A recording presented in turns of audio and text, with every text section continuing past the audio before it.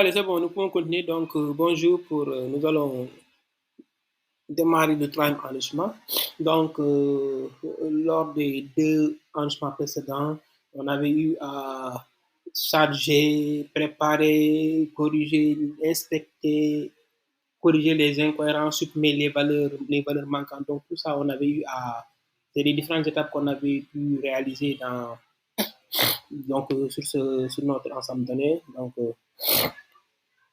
maintenant, nous allons attaquer donc l'ensemble. Donc là, je vais afficher cette ligne-là pour. D'accord. Donc, voilà, on a. Donc, après correction des incohérences, après suppression des valeurs manquantes, et ainsi de suite. Donc, on est là. Donc, je vais aussi afficher afficher le dataset. Donc, data network. Là, si je mets data network. Ok, donc data network. Je mets point head pour ne pas que ça tue trop. Ah oui, sinon on risque d'avoir data network. Donc là, c'est cet ensemble de données là que nous allons exploiter, d'accord. Donc nous avons un ensemble de données qui enrichit avec cette nouvelle variable vente totale. Donc les types quantité commandée, par exemple la quantité commandée et puis unitaire donc les variables quantité commandée et puis unitaire sont de type chaîne de caractères. Il y a aussi la date de commande qui est de type date. Donc là, c'est bon. Nous pouvons démarrer, nous pouvons reprendre l'analyse descriptive. Au début, on avait un problème pour exploiter cette analyse descriptive. Pourquoi? Parce qu'il y avait des incohérences, il y avait des problèmes donc qu'il fallait corriger. D'accord? Maintenant, après avoir corrigé tout cela, donc nous allons réaliser notre analyse descriptive et cette fois-ci, on aura le résultat escompté. D'accord? Donc, déjà là, ce sont ces éléments-là qui sont intéressants. Vous avez là, ça c'est la moyenne, ça c'est la valeur minimale, ça c'est notre premier quartile. D'accord? Ça c'est la médiane, ça c'est notre troisième quartile. La valeur maximale, ça c'est les quartiles. D'accord? Donc, nous avons les différents. Maintenant, nous avons la possibilité aussi de l'afficher autrement en mettant, par exemple, là, un T. Donc, là, il va afficher dans l'autre sens. D'accord? Donc, là aussi, c'est possible. Hein? Donc, nous pouvons l'afficher dans ce sens-là aussi. Là, vous comprenez? D'accord? C'est à vous de voir quelle est la situation la plus exploitable à votre niveau. Et vous, d'accord? Donc, là, je peux conserver l'autre. Hein, comme nous. Généralement, ça, je l'utilise si nous avons par exemple, énormément de variables et que là, ce qui m'empêche de voir ce qui se passe là, donc je prends la transposée du résultat.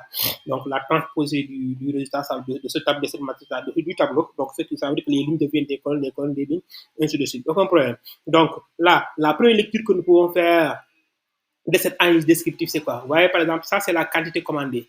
Donc, la moyenne est de 1,14. Ça veut dire que là, si je prends la moyenne et la médiane, la moyenne est de 1,14, la médiane est de 1. Donc là, déjà, la moyenne me permet de dire que ça veut dire que là, généralement, chaque commande a au moins un produit.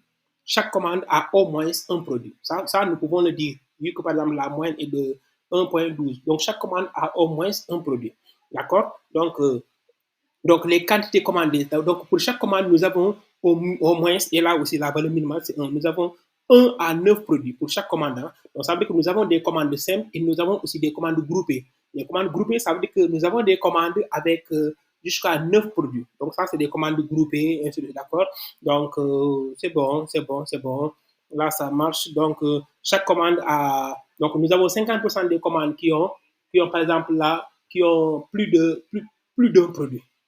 Plus d'un produit, d'accord? Ça, c'est bon. Maintenant, si nous prenons, par exemple, la variable prix unitaire, donc ce qu'on peut dire, c'est quoi? Chaque commande,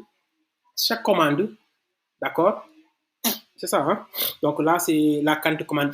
Donc, chaque produit apporte au moins 184,39. Chaque produit apporte au moins 184, d'accord? Donc, maintenant, il y a par exemple là c'est au moins, il y a des produits qui sont vendus à 2,99, ça veut dire qu'il y a des produits vraiment à bas prix. Il y a aussi des produits qui sont vendus à combien? À 1700. En général, là, c'est les laptops. On verra ces produits-là, c'est les laptops, et ainsi de suite, d'accord? Donc, c'est ça, et c'est ça. Là, c'est bon. Hein? Donc, mais au moins, ça dit généralement les produits, chaque produit apporte 184,1, généralement, d'accord? Donc, c'est ça qu'on peut. Maintenant, Là, est-ce qu'on a besoin de laisser, par exemple, cette variable date de commande dans cette analyse descriptive? Ça, on va, d'accord. Donc, on n'a pas besoin de ça. Pour ce cas-là, on n'a pas, est-ce qu'on a besoin de ça? OK. Maintenant, là, je vais d'abord parler pour les ventes totales. Donc, ce qu'on peut retenir de ça aussi, ça veut dire que chaque vente apporte au moins 185. Chaque vente apporte au moins 185. Maintenant, chaque, ouais, au minimum, donc on est à 2,99. Là, si vous vous rappelez, les 2,99, ça veut dire que c'est la vente d'un produit, hein, d'accord? Et là, on est à 3400. Donc, c'est les commandes groupées. Parce que n'oubliez pas que le prix le plus élevé le prix unitaire le plus élevé d'un produit, c'est combien? C'est 1700. Donc, si on est à 3400, ça veut dire que là, ça confirme les commandes groupées, et ainsi de suite, d'accord? Ok, ok. Donc, c'est comme ça que nous pouvons exploiter. On peut aller plus loin, mais là, c'est une exploitation simple de notre analyse descriptive. Donc, ça nous donne plus d'informations. Donc, c'est bon. Ok, maintenant, est-ce que, comme on n'a pas besoin de, là, nous n'avons pas besoin de ça, donc qu'est-ce que je vais faire? Donc, je vais créer une nouvelle variable que j'appelle data network num, où maintenant, dans cette variable, je vais stocker les différentes là, les variables quantité commandée, prix unitaire et les ventes totales. Ce sont ces trois-là que je vais stocker dans cette nouvelle variable et je vais réaliser l'analyse descriptive avec cette nouvelle variable-là, d'accord? Donc, je vais l'exécuter.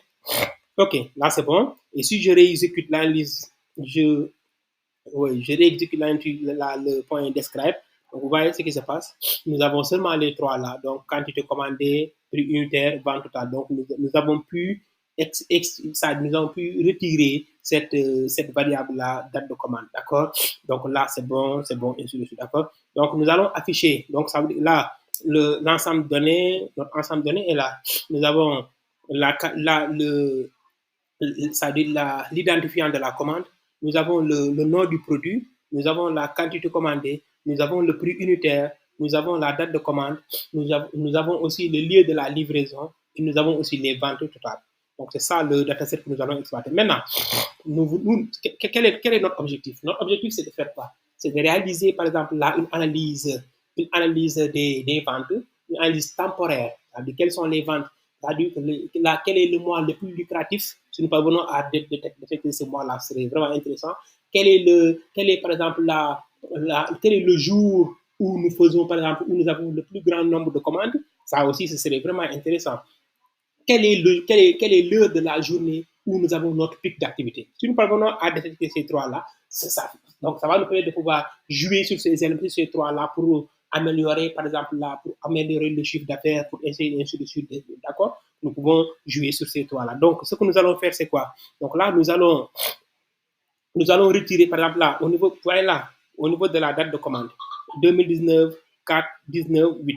Donc, ce qui va nous intéresser, là, c'est de séparer les trois, le mois, le jour et l'heure. D'accord? Le mois, le jour et l'heure. Donc, nous allons créer par exemple, une variable qu'on appelle mois. Maintenant, cette variable mois-là va détecter l'ensemble. Comme par exemple, là, on aura, ça c'est le quatrième mois, et ainsi de suite. Il y aura le cinquième mois, sixième mois, et ainsi de suite. D'accord? Donc, dans cette variable, nous allons stocker, par exemple, tous les mois. Dans cette variable, nous allons stocker, par exemple, tous les jours. Et dans cette variable, nous allons stocker toutes les heures. Donc, pour récupérer ces éléments-là, donc, mettez .dt.mouse. Donc, data network, au niveau de la variable date de commande, on récupère, là, on a dt.mouse, dt.di, c'est pour le jour, dt.or, c'est pour l'heure. Donc, on va l'exécuter. Et ce qui va nous permettre automatiquement de créer ces trois. Donc, nous allons créer, parce qu'on a data network, nous allons ajouter, par exemple, une variable mois, nous allons ajouter une variable jour, nous allons ajouter une variable heure. Et là, les informations, les données qu'on aura dans cette variable mois, c'est les différents mois. Là, on aura les différents jours et là, on aura les différentes heures. Donc, on va exécuter cette partie-là. C'est bon. Donc, qu'est-ce que je vais faire? Je vais encore réexécuter. Donc, là, regardez, je mets data. Data, ensuite, network pour afficher l'ensemble de données. Hein, d'accord? Data network. Je reprends encore point head. Hein, sinon, au lieu d'avoir, par exemple, l'ensemble, il va nous afficher énormément de lignes et ça, c'est encombrant. Donc, data network, regardez. Donc, point head, même avec ça aussi, c'est énorme. Généralement, ce que je fais, c'est quoi? Je mets un 2 là parce que c'est seulement. Moi, ce qui m'intéresse, c'est de voir si le travail est bien fait et ainsi de suite. Hein.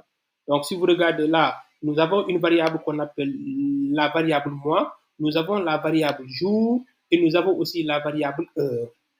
D'accord? Donc, nous avons ces trois variables, jour, mois, jour et heure. Donc là, vous avez les différents mois, là, vous avez les différentes heures, et là, vous avez les différents jours. D'accord? Et ce qui va nous permettre après. Maintenant, qu'est-ce que nous allons faire? Ça veut dire, comme nous avons les différents mois, donc attendez, je vais mettre là un 10. On va voir quelque chose. Donc, je mets là un 10.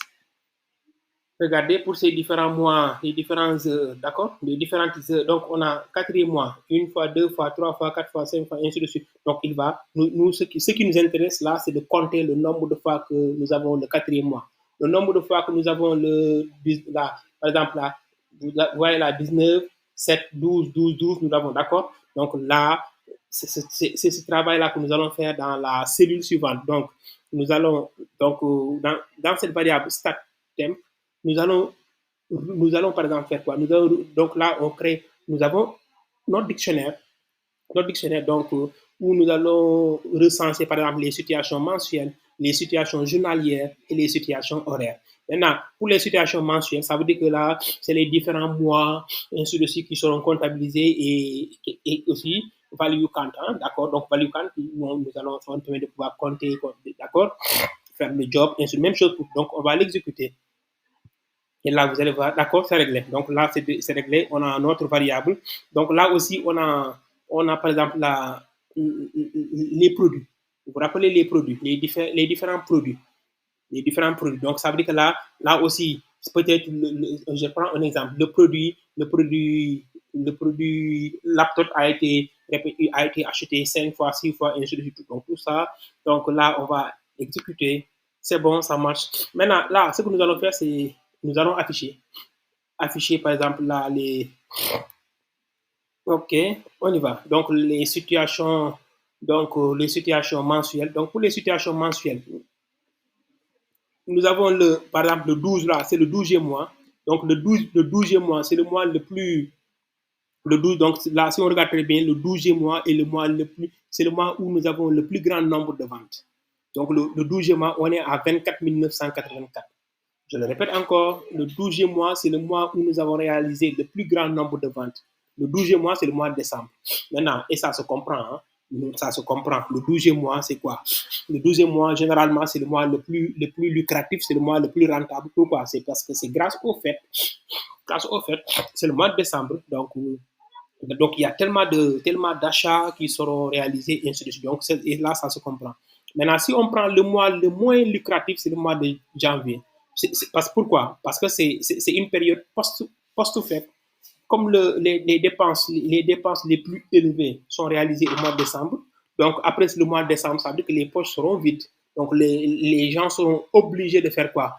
Ouais, donc difficile. Donc le mois de janvier sera un mois difficile à gérer. Donc les gens n'auront pas cette possibilité de pouvoir faire d'autres achats. Donc, et c'est la raison pour laquelle, c'est une des raisons pour lesquelles là, nous voyons que le mois de janvier, c'est le mois le moins lucratif. Donc, pourquoi? C'est parce que c'est lié à cette période de post-fête. Donc, le mois de décembre, donc c'est seulement le mois, là, on a le mois de décembre, le mois octobre, décembre, d'accord? Oui, c'est les mois surtout le mois de décembre, c'est le mois le plus, c'est le mois le plus lucratif, d'accord? Maintenant, si on prend par exemple les situations journalières par jour, donc le 13e jour du mois, si on regarde, d'accord? Donc le 13e jour du mois, c'est le jour où nous avons le plus grand nombre de commandes. D'accord? Donc le 13e jour, on est à 6306. D'accord. Donc le 13e jour, on est à 6306. D'accord. Donc le 13e jour du mois. Donc ensuite, si on prend là le 31e jour du mois, c'est le mois où nous avons le nombre de commandes le plus faible. Attendez, je vais. Ok, ok. Donc là, c'est bon. Donc là, le 13e jour du mois, nous avons 6306 commandes. C'est bon. Et là aussi, ça se comprend. Hein? Le 13e jour du mois, ça veut dire que là, au début du mois, il y a d'abord les dépenses et autres. Oui, il y a les dépenses, les charges obligatoires qu'il faudrait d'abord régler avant de penser à faire ces achats-là à gauche, à droite. D'accord? Donc, Oui, mais c'est avant le 15. Parce qu'au-delà du 15, des fois aussi, nous avons là, il y a des problèmes, ainsi de suite, d'accord. Donc, au-delà du 15, mais ça dépend, tout ça dépend, hein, vraiment, ça dépend. Mais là, nous pouvons dire que le 13e jour du mois, le 13e jour du mois représente représente quoi? Le jour où nous avons le plus grand nombre de commandes. Ça, c'est réglé. D'accord? Le 31e jour du mois, c'est le jour où nous avons le plus faible nombre de commandes. D'accord? C'est à la fin du mois, les gens n'ont pas encore perçu leur salaire, les poches sont vides. Là, donc, c'est ça. Là aussi, c'est une explication possible. C'est une explication possible. Maintenant, il faudrait continuer à creuser. Ensuite, ça dit quelle est l'heure dans la journée où nous avons par exemple là, cette pic d'activité. Donc nous constatons que par exemple vers 19h, à 19h, oui, vers 19h, nous avons notre pic d'activité. Donc ça veut dire que c'est l'heure à laquelle nous avons par exemple là, nous avons cette l'heure à laquelle nous avons par exemple là, combien? On est à 12 905 commandes, hein? 12 905 commandes à cette heure-là. D'accord. Donc pour le ça, c'est formidable. Donc, on est à 12 000 commandes. D'accord. Donc, attendez, je vais encore là, c'est bon. Donc, identifier encore là, c'est date de commande. Ok, c'est bon. Ok, ça marche, d'accord. Donc, on sait qu'à 19h, c'est l'heure à laquelle nous avons notre pic d'activité. Donc, ça veut dire qu'à déjà là, à 19h, vers 19h, il faudrait vraiment ajuster la disponibilité du personnel pour ne pas que les clients viennent et ne trouvent pas ouais, hmm, ça ne trouve pas de quelqu'un qui pourra les assister. Donc ça aussi, c'est un problème. Donc c'est l'heure à laquelle, donc vers 18h, entre 18, à 19h, 19h, jusqu'à 21h. Hein, parce que même à 21h aussi, on voit qu'on est à. Mais 19h, c'est d'accord. Il faudrait ajuster la disponibilité. Donc pour les. Il faudrait là, 3 heures, ouais, là, à 3 heures, on est à 831 commandes. Donc là, est-ce qu'on a besoin de la disponibilité du personnel? Ah oui, donc on peut réduire le personnel. Mais à partir de 19h, il faudrait que le personnel soit ajusté de telle sorte que, par exemple, là, tous les clients puissent trouver quelqu'un qui pourra les assister. D'accord? Il faudrait aussi cette disponibilité des ressources logistiques, et ainsi de suite, parce que c'est le moment où nous avons notre pic d'activité. D'accord?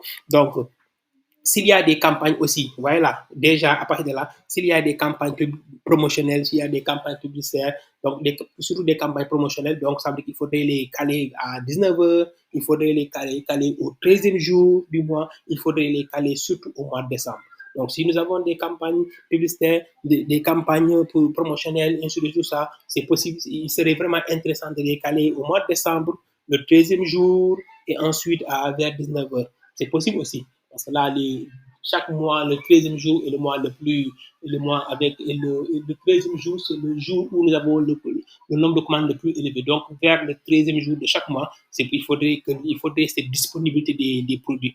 Maintenant, après, on verra quels sont les produits les plus rentables. Donc là, il va falloir trouver, par exemple, là, est-ce qu'il va falloir régler ce problème-là? Quels sont les produits les plus rentables? Est-ce que c'est les produits à bas prix? Est-ce que c'est les produits à prix élevé? Maintenant, parce que pour les produits à prix élevé, il suffit seulement de vendre deux produits pour se retrouver à une somme extraordinaire. Alors que pour les produits à bas prix, il faudrait vendre une grande quantité pour se retrouver. Maintenant, il va falloir trouver une solution, d'accord? Un compromis entre ces deux-là. Est-ce qu'il faudrait, oui, quels sont les produits les plus rentables? Donc, une fois qu'on aura détecté les produits les plus rentables, nous devons tout faire pour que ces produits-là soient disponibles. Donc, au mois de décembre, il faut tout faire pour que ces produits soient disponibles vers le 13e jour de chaque mois. Il faut tout faire pour que ces produits soient disponibles oui, pour que ces produits soient disponibles, par exemple, à 19h, ainsi que là, les clients ne se d'accord. Dès qu'ils seront sur place, ils pourront récupérer, acheter, ainsi de suite, d'accord? Donc, ouais, ça, c'est une possibilité. On a plusieurs possibilités. Hein. Là, c'est un exemple d'analyse, d'accord? Donc, maintenant, là, c'est bon. Donc, c'est bon, c'est très bien. Donc, pour le travail en enregistrement, j'ai m'arrêter là. D'accord? Pour le troisième, donc j'ai m'arrêté là. Donc, ce que nous venons de faire, c'est quoi? D'abord, d'abord là, c'est pour pouvoir réaliser cette analyse temporaire. Donc, quel est, c'est-à-dire, quel est le jour, quel est le mois le plus rentable, le mois où nous avons le plus grand, le nombre de commandes le plus élevé? Quel est le jour où nous avons le nombre de commandes le plus élevé? Quelle est l'heure où nous avons le nombre de commandes le plus élevé? Donc, une fois qu'on aura ces trois-là, on pourra, d'abord, il faudrait dégager les jours, les mois et les heures. Et à partir de là, on pourra réaliser cette analyse. D'accord? Donc, je m'arrête là pour le troisième enrichissement. Donc, le quatrième, au niveau du quatrième enrichissement, on essaiera de boucler toute cette série-là. D'accord? Allez, merci.